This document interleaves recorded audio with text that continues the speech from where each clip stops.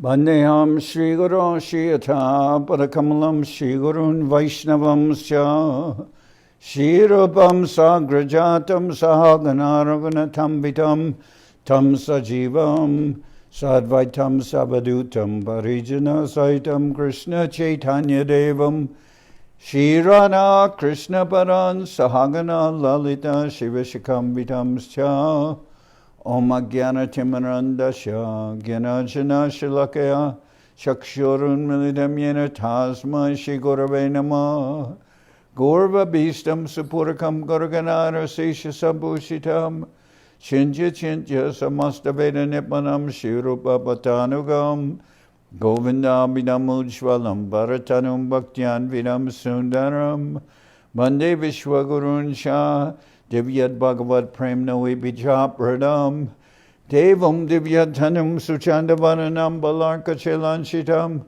Sandrananda Puram Sadeka Varanam Vairagya Vidyamburim Sri Siddhanta Nidhim Subhakti Lasitam Saraswatanam Baram Bandetam Shubharam Mareka Sharanam Nyashishvara Sridharam Vanshikopatarubhyasya Kripa Sindhu Bhyevacha Patitanam Pavanibhyo Vaishnavebhyo Namo Namah Namo Mahabharanyaya Krishna Prema Pradayate Krishnaya Krishna Chaitanya Namane Gauratavishe Namah.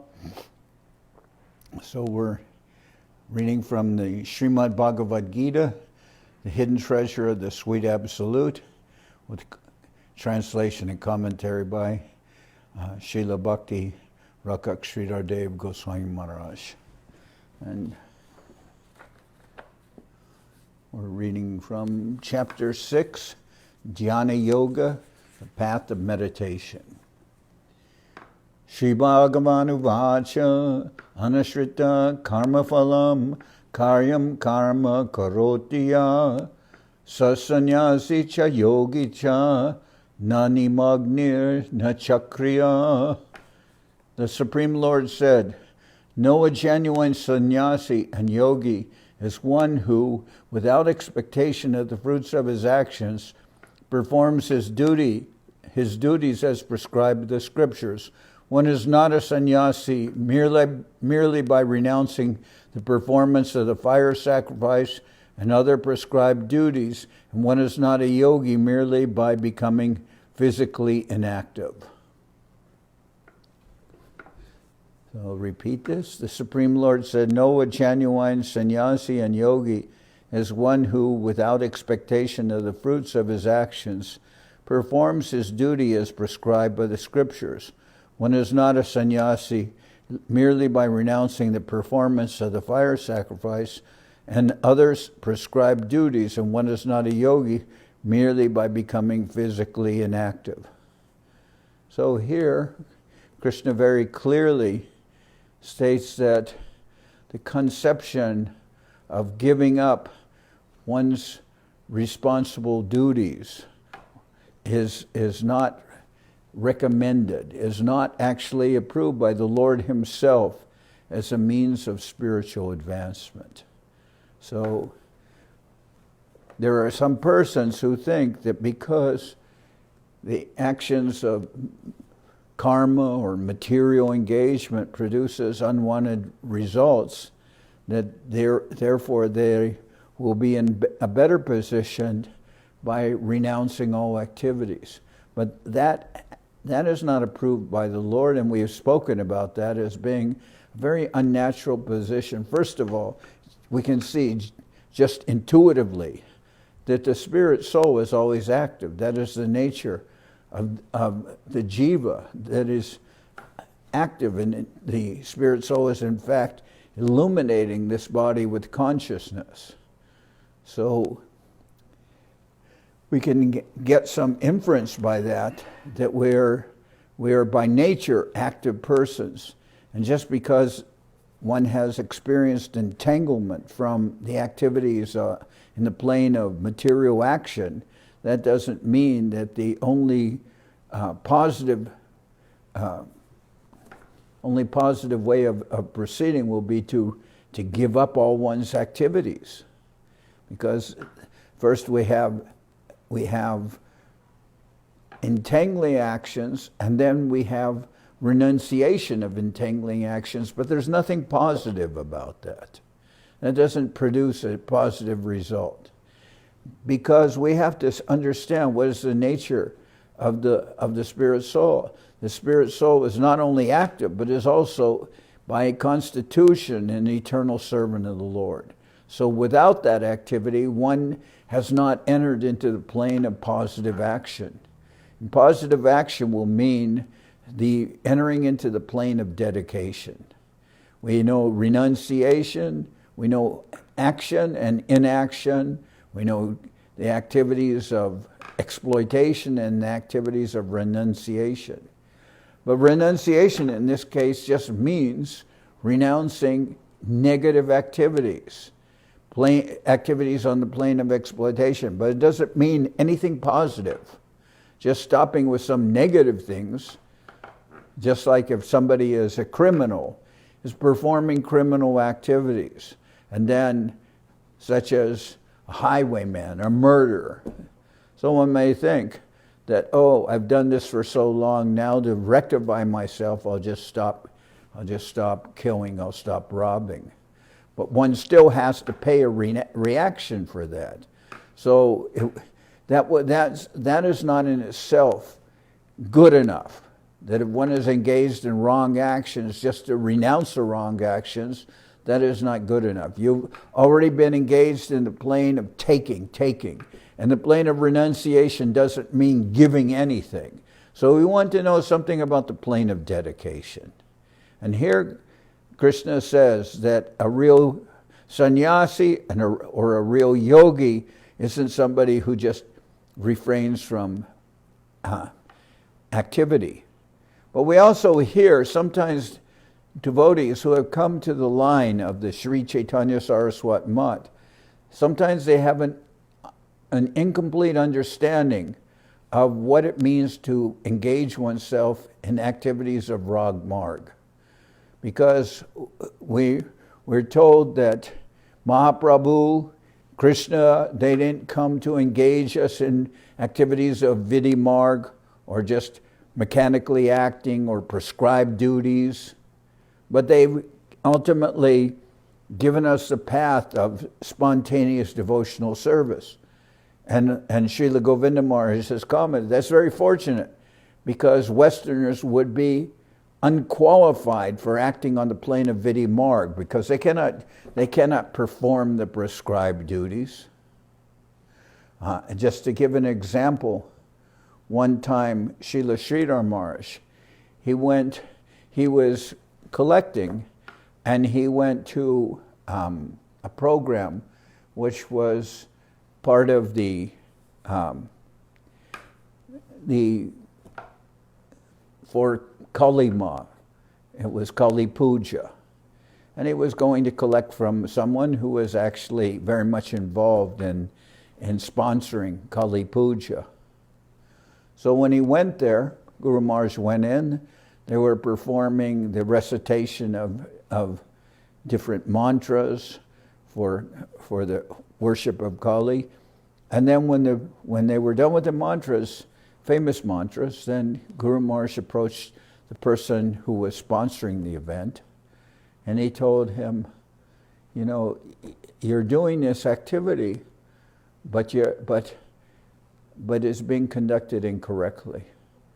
And the man said, how is that? And Guru Maharaj explained that right within the mantras itself, it says that the priest should not be looking to the right, should not be looking to the left, but he should be concentrated, focused on looking ahead and performing the activity. And Guru Maharaj says it's right there in the Sanskrit mantras that your man is saying, that your priest is saying. And the man was very impressed by what Guru Maharaj said, and he said, this person knows. He actually knows.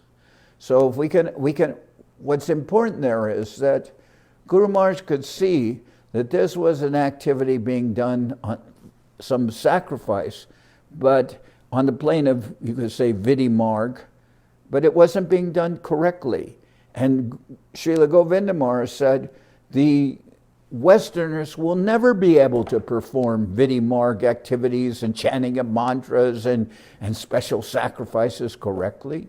And for them, the only plane that is open is Rag Marg, which is given by Krishna and given by Mahaprabhu, and that is the plane of spontaneous devotion. But persons sometimes understand that incorrectly, not just within our mission, but there are so many missions that speak of this, of artificially entering into the plane of Raga Marg, and they talk about being, that this person is very ragatmika, or they talk about this person is, this person is very rasik bhakta. But that is artificial terminology. It isn't meant to be applied to anyone. It can be applied to someone like Ramananda Roy, but it won't be applied to just anyone, as it's being, thrown out very carelessly by others. And then also, there are persons who think that they're not impelled to perform actions because they don't feel the spontaneous desire to do so from within their heart. But they're not understanding that they're not yet on that plane of Rag Marg where they can just understand that the Lord will move them around like some doll carrying them from one place to another. That is not going to happen. We hear the example of the monkeys and the kittens. The mother monkey carries the small monkeys, the baby monkeys, as she's running and as she's jumping from one tree to another, from one roof to another. The babies are clutching around the mother and hanging on. So those monkeys have to do some activity. They have to tightly hang on to their mother, have their hands around her so that they won't fall. Then there's another example of the kittens. And the kittens, the mother cat is carrying around the kittens by the scruff of the neck, moving them from one place to another. So we could say that those persons who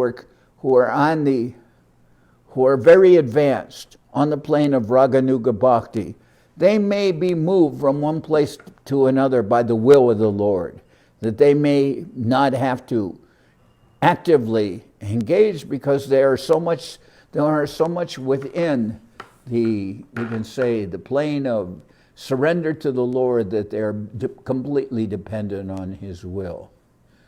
But it is very artificial to put oneself on that elevated platform. We could say rather, we are meant to follow that example of the monkeys that we are meant to hang on. So in other words, some requirement is there from our part, and until we are on the levels of advancement, of spontaneous devotion, which we are not on, we worship that plane, but we're not just on that plane, then we must do some duties as it's prescribed here.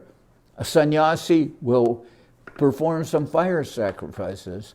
He'll light those fire sacrifices. And a yogi will also have to not be always seated in a lotus position and not doing anything. And why so? Because if he's always seated in that lotus position and completely inactive, he won't get any food. He won't eat. It's not like he's not on that plane where he can just sit there and an example given of like the python, given by the pythons given in the Avadut in the seventh canto, I believe. He explains that performance of being like a python, where the python doesn't move and just waits for food to fall. into his mouth. But the yogi, he cannot just be inactive and think that everything will come to him. We do see that. We do see that Madhavendra Puri never had to beg. He either received food given to him or he fasted.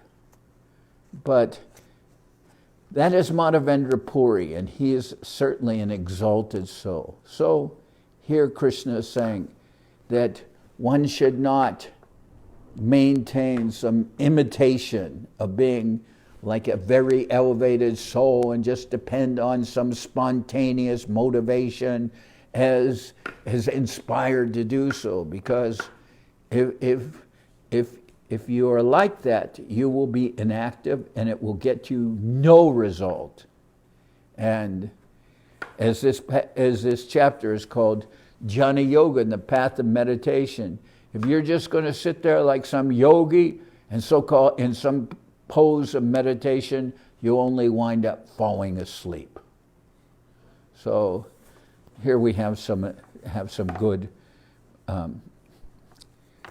advice given by Krishna, that one is not a sannyasi merely by renouncing the performance of the fire sacrifice and other prescribed duties, and one is not a yogi merely by becoming physically inactive.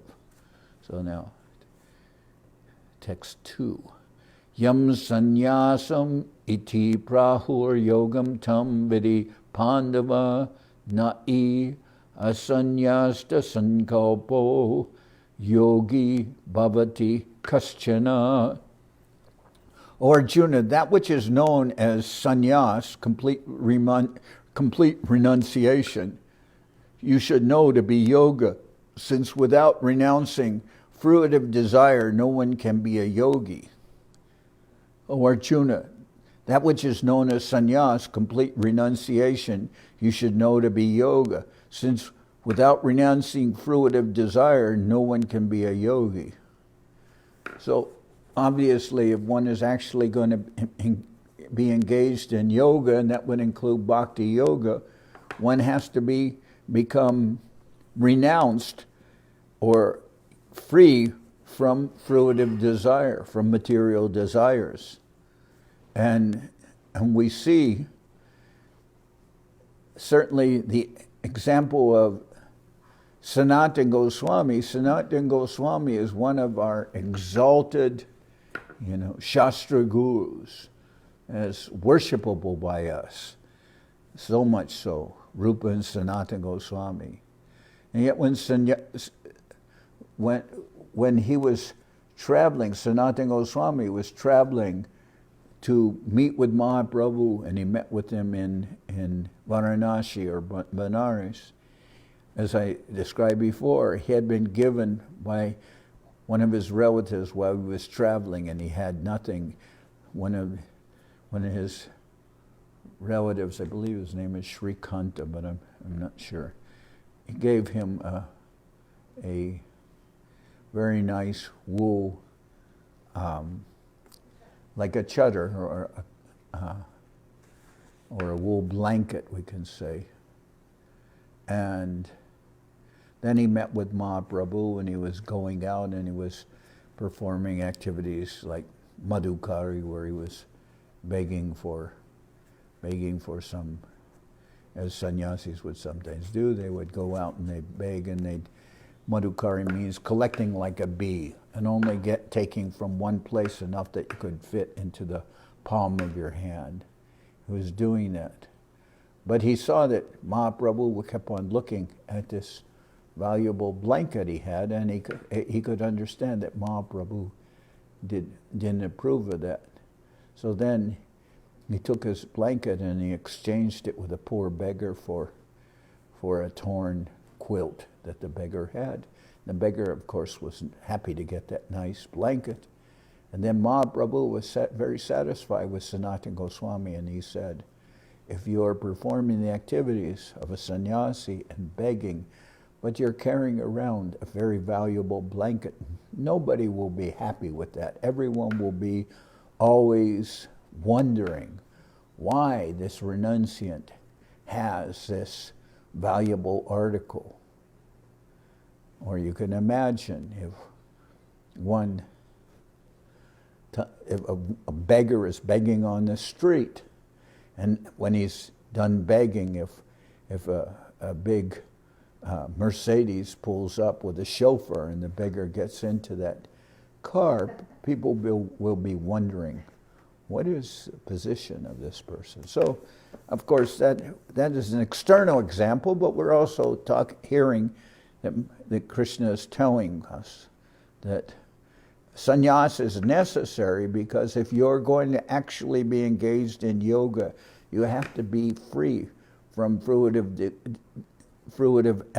desire or activities. And not just externally. This is meant to be an instruction for us for our internal development. Akrurukshor muner yogam karma karanam uchate yoga rudasya tashaiva shama karanam uchate. For the yogi practitioner desirous of attaining steady yoga meditation, action is said to be the means. When he has achieved yoga meditation, renunciation of all action is said to be the means of remaining in meditation. For the yoga practitioner desirous of attaining steady yoga meditation, action is said to be the means. When he has achieved yoga meditation, renunciation of all action is said to be the means of remaining in meditation. So in order to engage in yoga meditation, you will have to perform some activities to enter into that meditation. You'll have to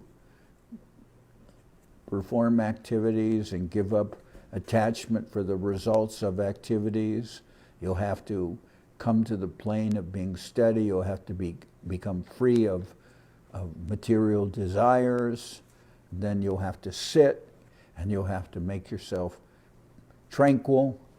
And like this, so many things will be done as a prerequisite. You can say activities, which will be a prerequisite even to attain that level of meditation. But for those in Bhakti Yoga in particular, they will, we are called here the Seva Ashram. So those who are entering into this level of Bhakti Yoga, they will be performing seva or service for the Lord. And that service may take on many forms. Someone is serving the Lord by maintaining the temple. Someone is cooking for the Lord. Someone is worshiping the Lord or performing puja. Someone is maintaining the devotees or helping maintain the devotees in so many ways. And they're all doing some kind of activity which is seva. But then also we can say, just as one seated then enters into meditation, so we can say the Bhakti yogis, they're, although engaged in seva, they're not attached to the results and they're not performing mundane activities. So we can say in that sense also that they have achieved the level of yoga meditation, because their every action and their every thought and everything is being dedicated to the service of the Lord. So when one has achieved yoga meditation, renunciation of all action is said to be the means of remaining in meditation. So one is giving up on any attachments for material sense enjoyment or to benefit oneself, and one is only interested in the service of the Lord and satisfying the Lord in whatever way possible, whatever may be needed. And I remember Srila Prabhupada, one thing he would say many times is, do the needful. Do the needful. That was something that we heard. So for the yoga practitioner desirous of attaining steady yoga meditation, action is said to be the means. When he has achieved yoga meditation, renunciation of all action It's said to be the means of remaining in meditation. Number 4. Yada inendriyarteshu na karmas vanushajjate sarva sankalpa sannyasi yoga rudas tadochate. When the yoga practitioner does not become attached to the objects of the senses and to any action in pursuit of their enjoyment, and renounces all thoughts of enjoyment, then he is said to have attained to yoga. When the yoga practitioner does not become attached to the objects of the senses, to any action in pursuit of their enjoyment, and renounces all thoughts of enjoyment, then he is said to have attained to yoga. And as we have said so many times, yoga means to make a connection with that divine plane through service for us. So we can see that it is said that the Lord, he can award material enjoyment to anyone very easily. And some persons are praying and they're full of material desires. And it is said that Krishna can very easily satisfy one's material desires. But he will do so only in the case that the person won't return repetitively to ask him for the same thing over and over again. But he can supply one's material desires. But we can also see that the Lord very rarely will award bhakti yoga or the practice of bhakti yoga to a person, because by that practice the Lord himself becomes purchased. So naturally, the Lord's not going to just, so to speak, sell himself to someone with impure motives. But he is completely the property of his devotees. I remember there's in the Prapana Jivanamrita, there's a description that expresses the purity of the devotee's thought process. And it says, when I heard that the Lord was known as Bhakta Vatsala, the property of his devotees, or so dear that he considered his devotees dearly. When I heard that the Lord is known as Bhakta Vatsala, then I became very disenchanted. I became very unhappy. And why? Because that devotee is not thinking of himself as a devotee. He's not thinking in that way. But he said, but when I heard that the Lord was known as Dina Bandhu or Dina Dayal. Dina means fallen. That he's the friend of the fallen soul, or he gives his mercy to those who are most in need. Then that devotee became very happy, because he was thinking, I'm not really a devotee. So if the Lord is Bhakta Vatsala, he's very inclined to his devotees, then I'm so unfortunate because I'm not really a devotee. But when he heard that the Lord was known as Dinabandhu, the friend of the devotees, or the savior of the devotees, or giving his mercy, Dina Dayal, of the fallen, friend of the fallen, giving his mercy to the fallen, then that devotee became happy. So, when the yoga practitioner does not become attached to the objects of the senses and to any action in pursuit of their enjoyment, and renounces all thoughts of enjoyment, then he is said to have attained to yoga. So as I'm saying, the Lord will not give bhakti yoga very easily to a person, because by that bhakti yoga the Lord becomes purchased, or he becomes, we can say, like in the case of Arjuna and Krishna, he becomes a servant of his devotee. And he doesn't do that if someone is impure in their motives. So if we want to have some actual connection, as it says here, we have to renounce all thoughts of enjoyment, and we can only do so by sincerely entering into the plane of dedication and service. Okay, now, text 5. Udared atmanatmanam natmanam abasadayet atmaiva atmano bandur atmaiva ripur atmana. One must elevate himself by the mind, not degrade himself by the mind. For the mind is sometimes the friend of the living being, and in another situation that very mind is his enemy. One must elevate himself by the mind, not degrade himself by the mind, for the mind is sometimes the friend of the living being, and in another situation, that very mind is his enemy.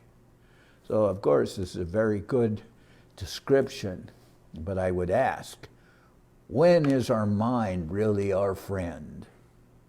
I have not found that situation so much. Rather, I have found the opposite, that my mind is very cunning, very sneaky, always trying to cheat and rob, and always trying to misrepresent things and take advantage. And is certainly not my friend, but can be characterized or can be considered my enemy. That I can consider. My mind is in that plane more my enemy than my friend. But at the same time, then what is the situation? Well, when Srila Govinda Maharaj came to Srila Guru Maharaj, and he came to Guru Maharaj on Nishringa Chaturdasi, and when he got there, Guru Maharaj asked him, "Can you stay?" And then Guru Maharaj asked Srila Govinda Maharaj, "Can you follow me and not your mind?" So Srila Govinda Maharaj unhesitatingly said, "Yes, I can follow you."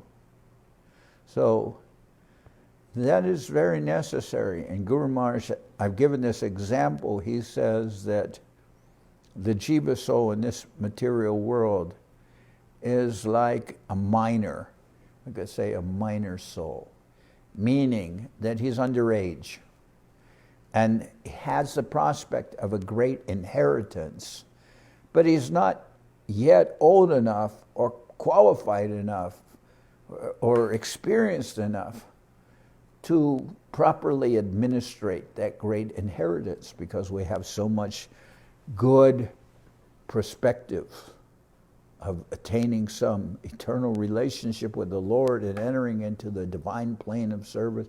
So much good fortune can be ours. But in our position as, we can say, minor souls, we're not qualified. Just like a minor may have a rich inheritance, but if he is very much underage, then he will not get that inheritance, but some administrators of the inheritance will be appointed. And Guru Maharaj explains that in our case, it is the mind and the intelligence which are being appointed as the administrators, but they are not really working on our behalf.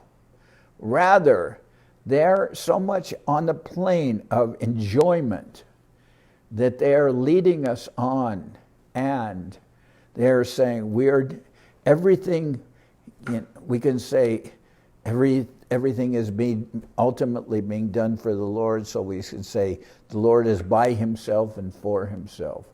So they can say, "Oh yes, we are doing everything for the service of the Lord," or actually they don't say that, "We're doing everything for you."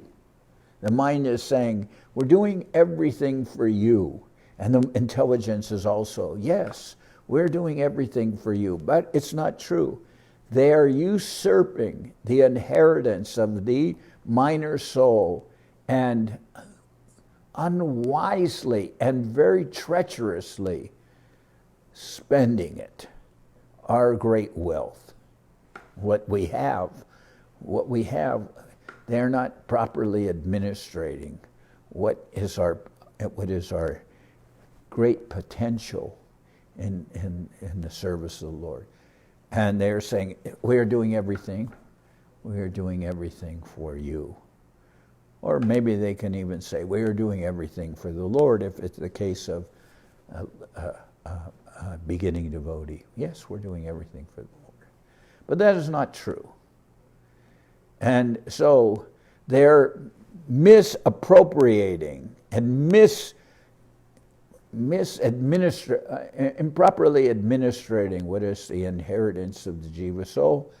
And then Guru Maharaj explains that the only way of properly proceeding will be if a major soul is appointed as our guardian. So the word of the 6 qualities of surrender, Bhoktritve Varanam, means to enter into the family of the Lord. So, or you can say accepting the Lord as one's guardian. So, in this way, Gurudev will become our guardian, and he will help us so that the mind and intelligence will not misuse what is our own potential wealth, which is what is our inheritance. So one must elevate himself by the mind, not degrade himself by the mind, for the mind is sometimes the friend of the living being. And in another situation, that very mind is his enemy. But if one comes to the level of surrender and becoming completely dedicated to the service of the Lord, then yes, then the mind can become one's friend. But we will need some help to be able to understand that the material mind and the material intelligence are not our friend. And it is only till we can come to the level of understanding or perceiving the spiritual mind and the spiritual intelligence will we actually get the help of a friend. So, Bandhur Atmanas Tasya Bandhur Atmatmanas Tasya Yenai Vatmatmana Jita Anatmanas tu Shatrutve Varte Tatmaiva Shatruvat Bandhur Atmatmanas Tasya Yenai Vatmatmana Jita Anatmanas tu Shatrutve Varte Tatmaiva Shatruvad. For one who has conquered the mind, his mind is his friend. For one who is unable to control the mind, his mind works against him like an enemy. So there is some understanding. For one who has conquered the mind, his mind is his friend. For one who is unable to control his mind works against him like an enemy. But how will we get to that level of conquering our mind and not allowing our mind to control us? There is the word Godasa, a servant of the senses, which will mean an uncontrolled mind, and there is the word Goswami. Goswami means a controller of the senses, which ultimately means controlling the mind. Because how will one control one's senses if he is not in control of his mind? So, for one unable to control his mind works against him like an enemy. So, this will be a key point that we will have to get some help from above, which will come in terms of the instructions and the guidance of the spiritual master, also of the Vaishnavas. And it will be our good fortune to be able to come into the association of devotees, and by their devotion and by their good guidance and their help, by their association in particular, then we may actually come to the point of controlling our mind. And what will be very important is for me to understand that I am the servant of the devotees. I am meant to serve them. That will be a good understanding. We heard that Srila Bhaktisiddhanta Saraswati Thakur, he himself considered that his own disciples were sent by his spiritual master to assist him in his service. Now, that was a very high understanding that a great soul like Srila Saraswati Thakur could feel that he was getting some help from above, and there were so many persons being sent to assist him in his mission. But of course, they were all considering themselves that we are so unendingly fortunate to have the association of a person so great as to be called by Govinda Maharaj, Bhagavan Srila Bhaktisiddhanta Saraswati Thakur. And such a major, important, we can say savior, great spiritual master in our mission, to be able to get his guidance and association, and yet he himself was thinking of those who came to get his association and came to join him in his mission and service of the Lord, that he considered that they were sent by his own spiritual master. Then it gives you the indication of what kind of a great soul that is, and then one will get the guidance of the spiritual master and the association of like-minded souls. And in that respect also, we heard that Srila Govinda Maharaj told that it is important to get the association of someone who's a little more advanced than yourself, whose association will be always very positive for you.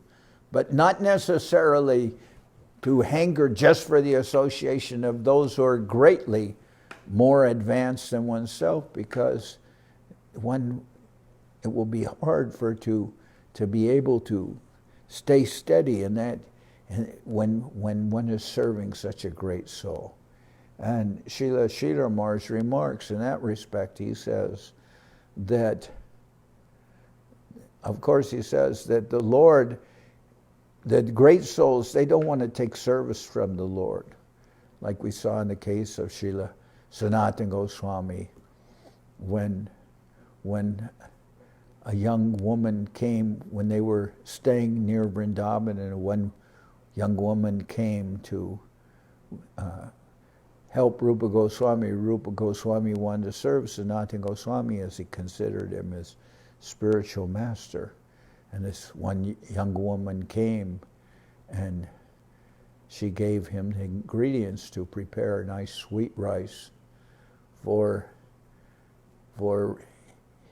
his guru, Sanatana Goswami.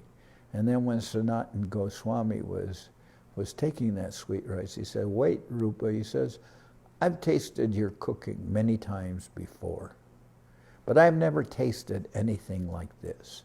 This is so much different. Who assisted you, or where did you get these ingredients from?" And then Rupa Goswami said that this young girl came, and Sanatana Goswami was very disturbed, and he said, Srimati Radharani, who we want to serve, you are taking service from her. That is so wrong. He of course inquired from persons in the village, and no one knew of that young girl who came to give Rupa Goswami the ingredients. So the Lord is always eager to serve his devotees, but the devotees don't want to take any service from the Lord, certainly from Shri Shri Radha Krishna. They don't want to take service from Krishna, and even more so, they don't want to take service from Srimati Radharani. But still, the Lord although the devotees don't want to take service from the Lord, as in the case of Sanatana Goswami, the Lord feels very much that he wants to serve his devotees. So then, if one can engage in the service of the devotees, then the Lord will be satisfied because he feels indebted to those devotees. But as I said, there, in the case of the very exalted personality, like the Acharya, don't think that one can just, one person in a fallen stage can just come to the service of the Acharya. That will not be too much difference in the level of advancement. But if one will assist the devotees in serving the exalted souls, then that will be, Srila Govinda Maharaj indicated. Then if you try to get the association of someone that's more advanced than yourself, but not so much greatly advanced, much great differential between you and that person, then if you engage in someone more advanced than yourself, that will be good for you. So, indicated like that.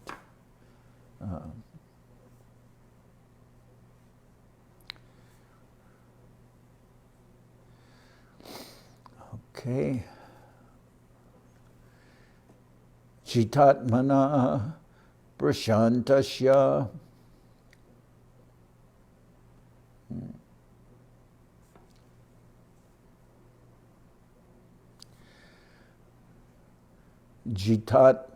Jitatmana prasantasya paramatma samahita shitoshna sukadukeshu tata mana pamanayo.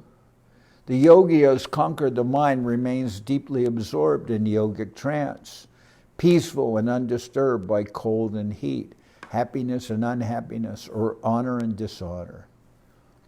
The yogi who has conquered the mind remains deeply absorbed in yogic trance, peaceful and undisturbed by cold and heat, happiness and unhappiness, or honor or dishonor. So what is this? Peacefulness, not disturbed by cold and heat, happiness and unhappiness, honor and dishonor. What are those? Those are dualities. There's always going to be some dualities in this material world. Sometimes one will be cold, and then one will be cold in the winter, and then the summer comes and one will be burning up so much heat. So, and we see that many persons, they'll complain about the weather, but what is the use of complaining about the weather? You can't really do anything about it. So it's raining outside and it's continually raining. So you're going to stay inside and cry, and your tears will imitate the falling of the rain. You can't change the weather. Happiness and unhappiness. Sometimes we're happy and sometimes we're unhappy. Sometimes we're peaceful, sometimes we're very disturbed. Sometimes we're being praised and sometimes we're being blamed. That's just the nature of this world. But we have to become fixed in our service, in the sense, I'll use the word fixed, but I'll just say one has to become steady in one's service and absorbed in that service and one able to do that service despite any kind of dualities that may arise in this material world. One has to be able to achieve that level of steadiness. Jnana vijnana triptatma kutashto vijitendriya yukta iti uchate yogi sama lostrashma kanchana. Jnana vijnana triptatma kutashto vijitendriya yukta iti uchate yogi sama lostrashma kanchana.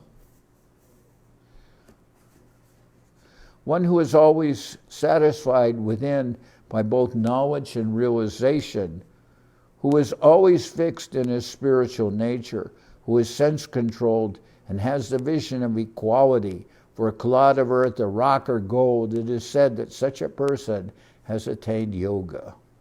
One who is always satisfied within by both knowledge and realization, who is always fixed in his spiritual nature, who is sense-controlled, who has the vision of equality for a clod of earth, a rock, or gold, it is said that such a person has attained yoga. Oh. We heard of the equanimity of Sanatana Goswami, that one time one person came to him and said, "We have heard that you possess a touchstone. Touchstone can transform base metal into gold. And we heard that you had such a valuable touchstone." And Sanatana Goswami replied, "Yes, it's out there in the rubbish bin," or something of that sort. The story was told to us. So then that person became very elated, but then thought, why does he keep something as valuable as that just in the rubbish bin? Or just as, refuge, just thrown, just put for not giving any importance to it. It's just lying there. Then he thought, he must have something of much more importance to him than that. Perhaps something of much greater wealth.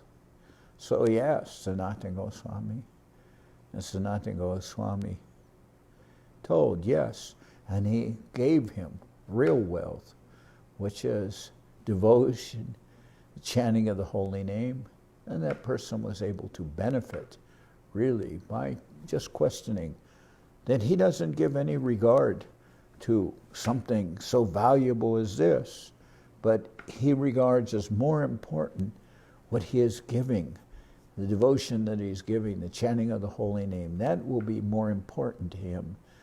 So it is said that just like it was described of that person who came to get the signature that he had defeated Rupa Sanatan in debate, and they said, yes, we will sign that very easily.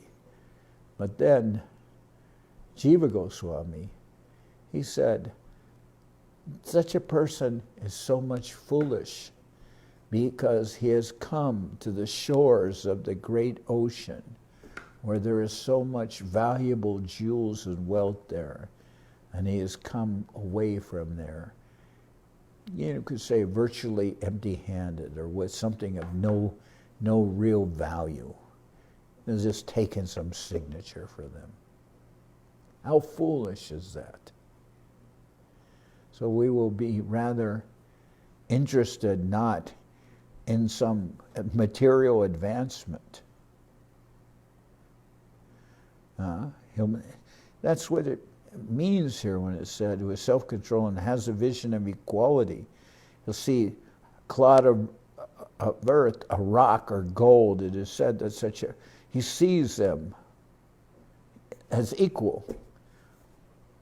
Earth, rock, or gold. Or, he doesn't see anything there that to differentiate from them, each from the other, or just on some superficial evaluation. Because normally people think, oh, the gold is so much more important than the earth or clod of earth. But someone who is absorbed in the service of the Lord will only see what will enable him to perform his service.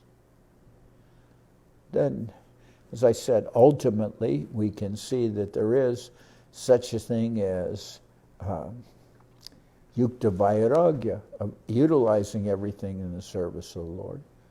So someone could say, well, yes, the gold will be more valuable for the service of the Lord than just a rock or a clod of earth. Yes, in many cases that will be true if everything can be seen in the service of the Lord. If there is some application for the service of the Lord, then we will give some value to that. But for ourselves, for our own enjoyment, we're not going to run after, for instance, gold. When Maharaj Parikshit is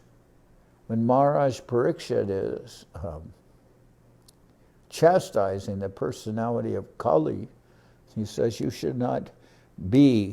you will not find, he says to Kali, you can only live where these very wrong activities are going on, which are detrimental to devotional service. That is, where animals are being slaughtered, for instance, meat, you would say they're being slaughtered, why? For meat eating, or animals are being slaughtered, or illicit sex is going on, or intoxication, or gambling. We always heard that when we were young as being places for Kali, the personality of Kali. Kali, we could think of wrong, inauspicious place where these activities are going on. And we always heard, and Srila Govindamar said, yes, Srila Prabhupada told about that, but he didn't also mention that these, when personality of Kali said to Maharaj Parikshit, there's none of these activities going on in your kingdom, so where I will find any refuge? And then Maharaj Parikshit said, yes, here is the essence. Where the hoarding of gold is going on, there you will find these activities. So you look for the hoarding of gold, of riches, and there you will find this. So Srila Govindamar said that Prabhupada didn't mention that about the hoarding of gold because he was having a mission. And for a mission, there must be some entrance of funds to be able to run the mission. So he didn't say anything about where gold is being hoarded so much. Govindamar said that as a joke, but what is meant by that is when you're running a mission, then you will need income. So you can't just describe to persons who may not understand that we're not interested in attaining riches or anything like that, because we want persons to be able to help in the advancement of the mission, and that will require some income for the mission itself, not for the individuals necessarily, but for those who are dedicated to help the mission. So anyway, that is, as I said, yukta vairagya. When everything can be used in the service of the Lord, then it has value. Of course, in that scenario, also, other at times something insignificant may have some value, because we heard the story for the loss of a nail. The battle was lost, the kingdom was lost. It just referred to, from what I remember, an unshoed horse. They needed a nail for shoeing the horse so the horse could carry the leader into the battle, but it was for the loss of a nail. The horse could not be repaired for the battle, and everything was lost. So, in other words, or to put it more in understandable terms, when Hanuman was building a bridge to Ayodhya, then Hanuman was throwing when Ramachandra was building a bridge to Ayodhya, Hanuman was throwing great rocks and boulders and mountaintops. A little spider was there, just flicking in some dust. And it was said, "Oh, spider, get out of the way." And then Ramachandra said, no, he's also doing his part. As apparently insignificant, but his part is also needed. We need the help of everyone. So, then as insignificant we may feel that our service is, still it has some importance. And I've heard that story as a spider. I've heard it as a squirrel also. So anyway, I've heard it both ways. So here I'll end tomorrow. We'll continue with our reading about Dhyana-yoga, the yoga of meditation. Okay?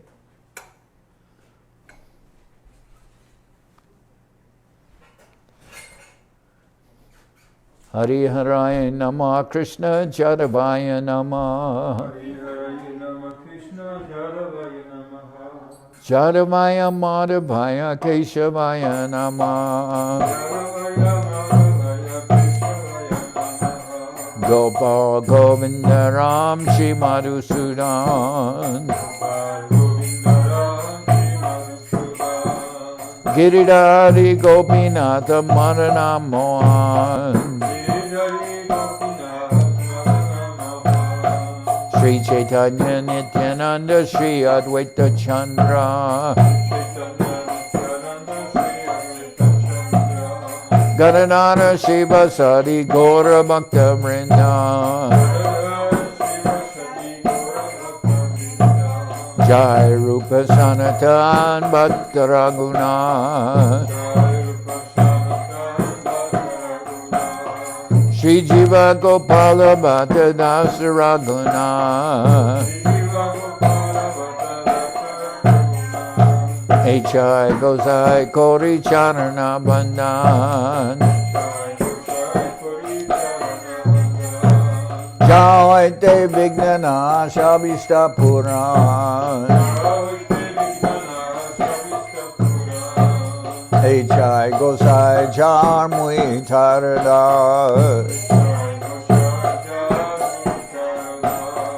Dasavar Padarenu Mora Panchagra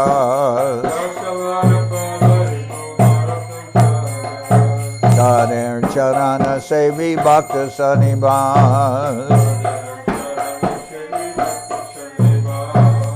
Janame Janame More Ambilas H.I. Gosai Jabe Braje Koilabas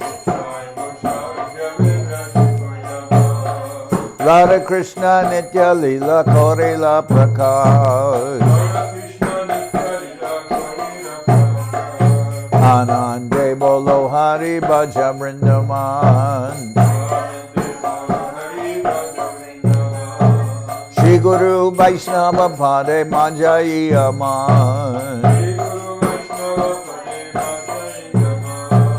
Shri Guru Vaishnava Pad Padma Koriya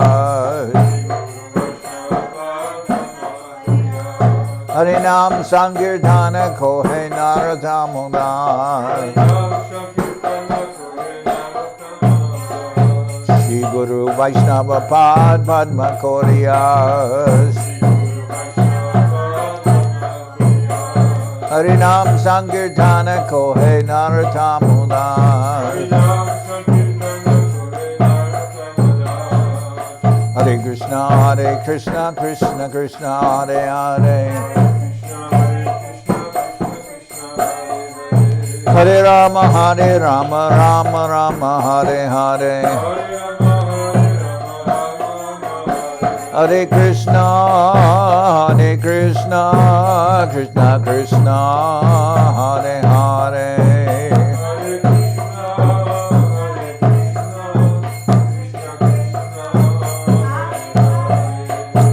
Hare Rama Rama Rama Hare Hare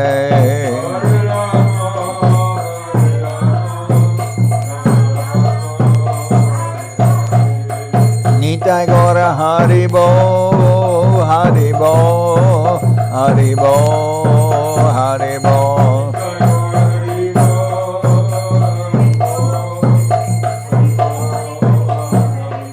Nitai Gora Haribo Haribo Haribo Haribo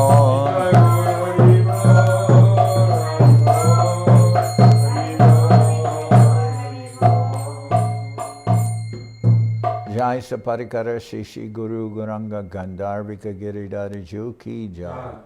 Jai Om Vishnupad Paramansa Parabhajaka Charyasta Tarasada Shishimad Srila Bhakti Sundar Govinda Dev Goswami Maharaj Ki Jai. Jai Om Vishnupad Paramansa Parabhajaka Charyasta Tarasada Shishimad Srila Bhakti Rakshak Sridhar Dev Goswami Maharaj Ki Jai. Jai Bhagavan Srila Bhakti Siddhanta Saraswati Goswami Thakur Ki Jai. Jai Om Vishnupad Srila Gaur Kishore Das Babaji Maharaj Ki Jai. Jai Om Vishnupad Srila Satchidananda Bhakti Vinod Thakur Ki Jai. Jai Om Vishnupad Vaishnavas Sarvabhauma Srila Jagannath Das Babaji Maharaj Ki Jai. Rupanuga Guru Bharga Ki Jai. Namachari Srila Haridas Thakur Ki Jai. Shishi Radha Krishna Go Gopika Govardhan Sham Kunda Radha Kunda Kalindi Yamuna Ju Ki Jai. Shri Purushottam Madam Ki Jai. Baladev Subhadra Jagannath Ju Ki Jai. Bhakti Vigna Vinashaya Srina Shingadev Ki Jai. Bhakta Prabhara Shri Prahlad Maharaj Ki Jai. Samaveda Bhakta Vrinda Ki Jai. Shri Harinam Sankirtan Ki Jai.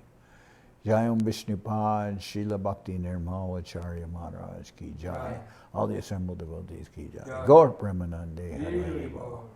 Jai Shri Bhakti Pavan Janardan Maharaj ki Jai.